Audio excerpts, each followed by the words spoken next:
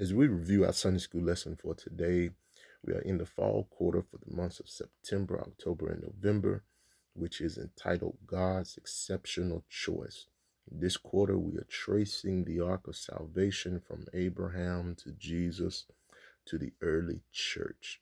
Now we're in unit number 2 for the month of October, entitled Out of Slavery to Nationhood. And we're looking at the children of Israel, whom God has chosen.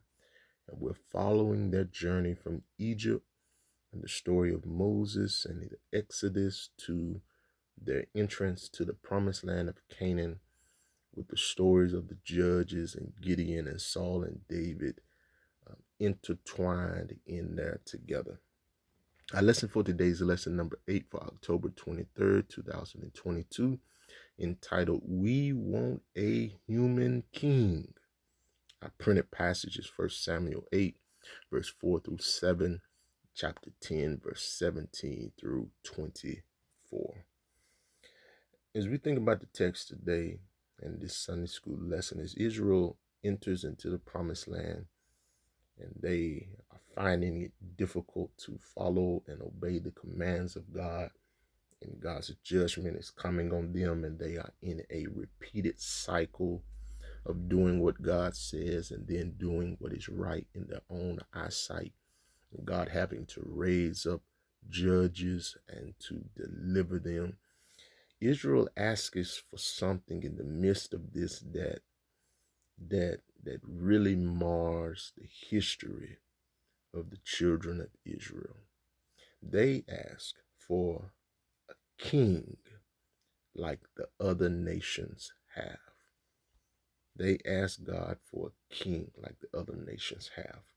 In the midst of this, there was a prophet by the name of Samuel, whom God has raised up. He has raised up prophets and mighty men and mighty women who continually speak God's commands to his people. And God is in complete control of the nation. We call that a theocracy, where God is king and everybody is following and obeying God. It is his word that everyone shapes their life around. And this is good because we know God can do no wrong and that God is all wise in his wisdom and his knowledge. There can be no searching of that understanding.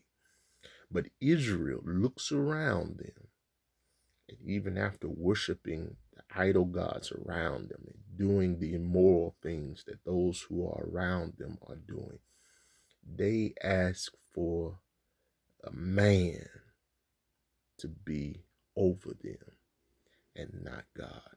This seriously displeases Samuel, because Samuel said, God is your king, the God who brought you, the God who saved you, the God who delivered you, the God who gave you everything you got. He is the king.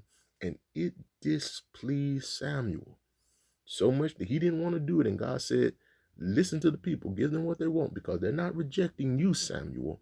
They're rejecting me as God. And as we close, I want us to ask ourselves a question.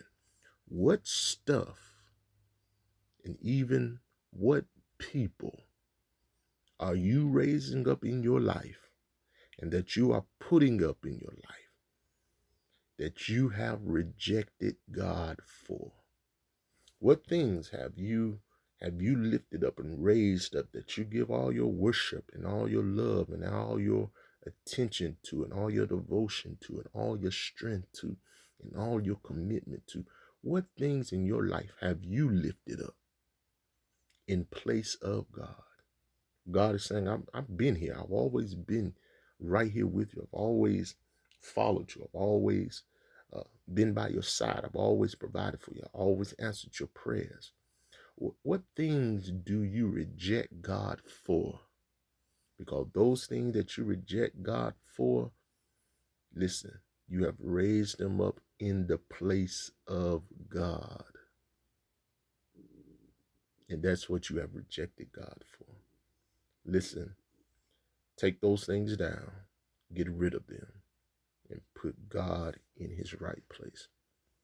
God is the one we should love with all our heart, mind, soul, and strength. And we should not worship any idol gods. Let us be completely, wholeheartedly devoted and committed and faithful to the God who has been so good to us, because salvation only comes from God.